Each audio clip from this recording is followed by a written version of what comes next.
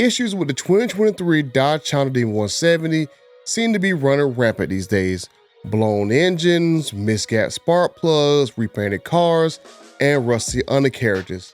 While a lot of flippers and Demon investors cried that I and some of my other YouTube colleagues, who all own Demon 170s by the way, they cried that we are bringing the value of the Demon 170 down, which I don't particularly care, and I'll continue to spread the facts.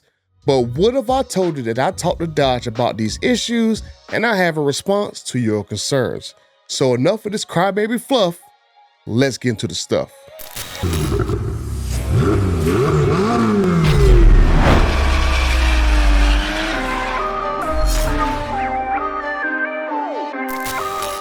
And it's really important that we need to talk about the 23 model year Chargers and Challengers will be the last of the Hemi-powered L cars that we built. Now, whether you have a Demon 170, a RT, a Mustang, or even a Tesla, my friends at Just Bolt-Ons and DragRacingWheels.com have you covered with the best prices on aftermarket parts. And with my promo code BUTTER, you can save up to additional 50% off at checkout on your next order.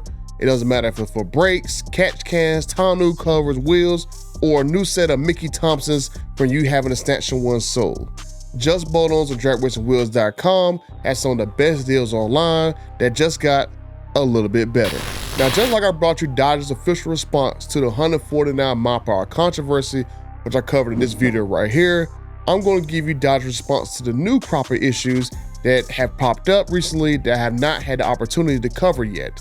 Between taking delivery of my Demon 170 and being screwed by the guys at J-Lo's Garage, I've been kind of busy, but I always come back with a bang. So let's start with the rusty undercarriage issue affecting a lot of Demon 170s. Now, I hate to tell you guys, but you're basically on your own. From what I've seen, all the late production Demon 170s have a rusty undercarriage because it basically snows up in Canada. There's salt on the roads, and you can put two and two together to why your suspension looks like mine, or maybe even worse in some cases. A lot of pictures have shown up of Demon 170s all over the country with rusty suspension components, and your best solution is to go get you a dry ice treatment. Depending on where you live, the price may vary, but I think a good ballpark price is around $304 an hour. Now, if that is too pricey, which I know it is for me, you can use my Amazon link to pick up a can of Bow Shield, which is developed by Boeing. You can clean the salt off your components, spray some of this stuff on, let it dry, and you're good to go. And you don't have to worry, it goes on clear, so you won't see the evidence that this particular coating is on it. But it will stop your vehicle from rusting even further on the underside. Now, if you look at this list of companies that use this particular product, and you'll see this is a great product. I do not have any relationship with Bow Shield, but smart Mopar people who have way more time and energy to research this type of stuff, they recommended it to me, and I'm going to recommend it to you. Now let's move on to the resprayed cars. Honestly, cars are resprayed in the production plants all the time, and I've covered this in past videos with Ram, where there is an internal body shop that fixes paint issues, and they just throw them back into final checkout, where they go to you and you just never know if they were repainted or not from the plant. There are videos circling online of entire sizes of Demon 170s repainted from the factory. I've seen one situation where a customer had a Carfax of a repair of his Demon 170 before he actually purchased it, and it had a Carfax report from Canada that his car had visited a body shop. And someone even from that body shop left the paperwork in the vehicle as 100% proof that his car did in fact go to a body shop in the middle of transport from Canada to his dealership. Honestly, to me personally, there should be a law that any repairs that happen to a vehicle that you're going to purchase should be known at the time that you're going to actually purchase the vehicle. Because one of my friends made clear to me that, sometimes some of these auctions, they will take a paint gauge to your vehicle to see if it has been repainted sometime in its life. If your vehicle was repainted from the factory, but you don't know about it, and future buyers are gonna, take a paint gauge to your car, or maybe the auction don't allow you to auction your car off as factory original paint, you'll be kind of SOL and pissed off that, hey, I was under the assumption that this new vehicle that I bought was painted one time. Hey, sometimes things happen and you would like to know if something like this will drop the value of your vehicle. Now, I haven't taken the paint gauge to my Demon 170 yet, but I'm going to do so to see where I stand.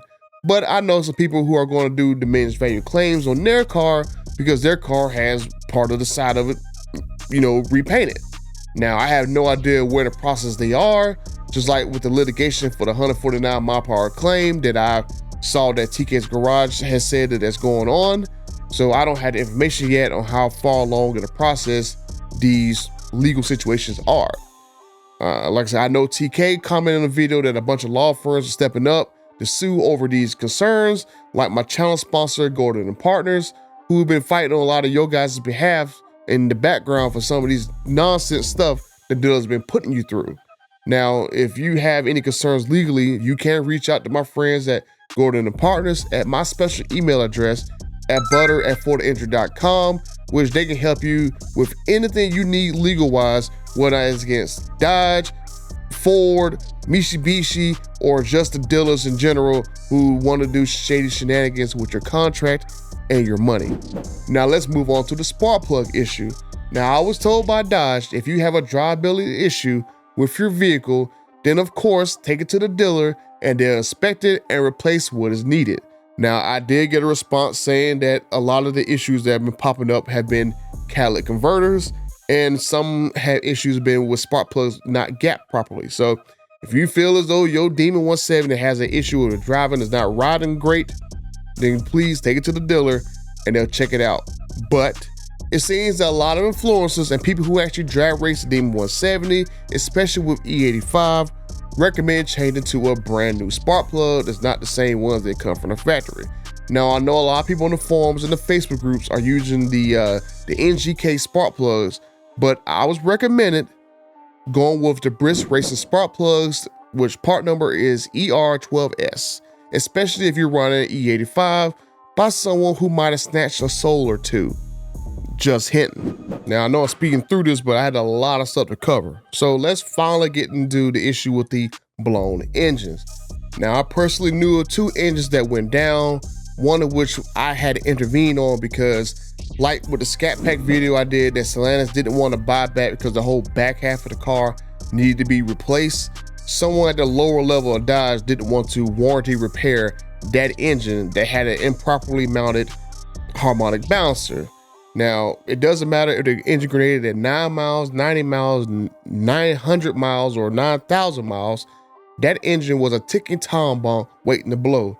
And trying to hide behind an improper braking procedure does not make any sense, because it's going to happen regardless if the car is broken in properly or improperly, if it was a faulty mounting of the balancer that the dealer already had told Dodge that was going to happen.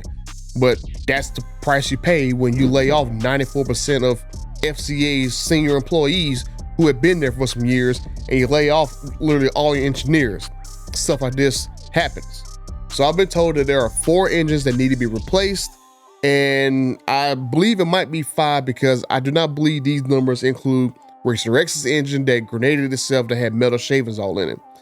But we have one from the harmonic balancer failure that I just told you about that I intervened on a few months ago. We have a fluke from a spark plug that came apart in the engine while it was running.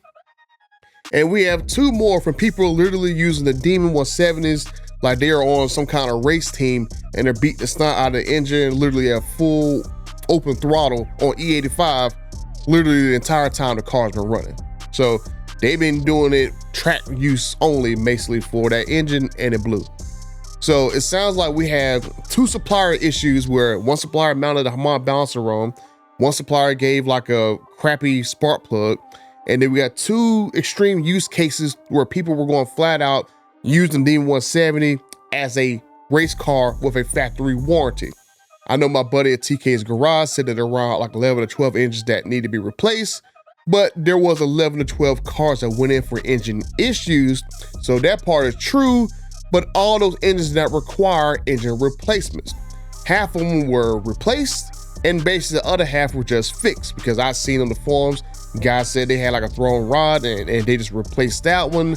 And I see issues where, I had messages about catalytic converters. Can I help you, son?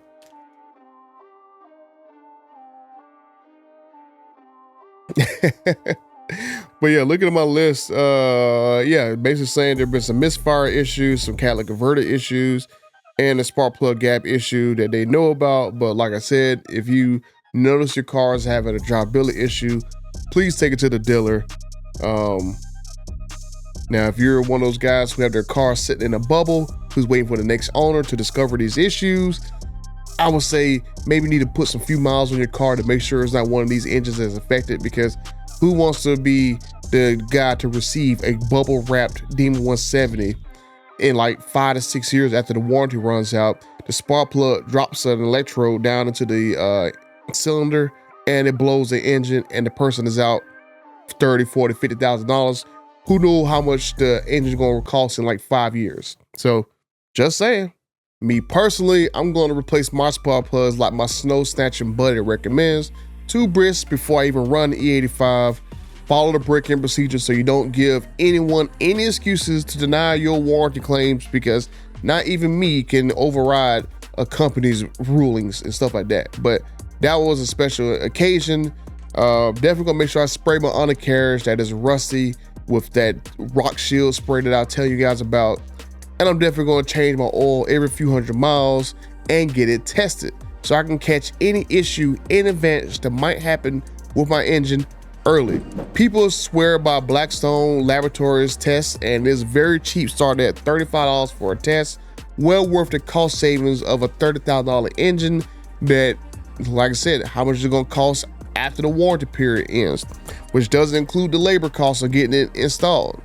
So if you're still paranoid, you can email my friends at mvp@grangermotors.com to get an extended warranty all the way up to like 8 years at $25 over dealer cost. Or you can call the number I have listed right here if you want to have that personal touch, which definitely I would recommend getting an extended warranty on a vehicle of this caliber. And to save you the most money, go with my friends at Granger Motors, who've been doing this for a long time.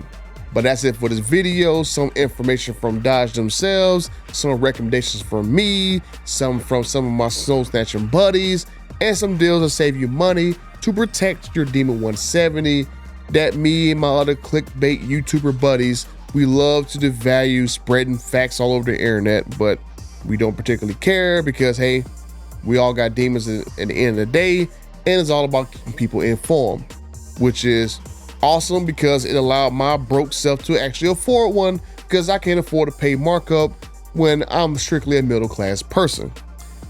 So until the next Demon 170 controversy, I'm out. And I said, look for 6. That 7th car, right there under the wraps, that car is destined for SEMA this year, and it is destined for the history books. If you doubt me, check the license plate, because I can guarantee you that's the clue.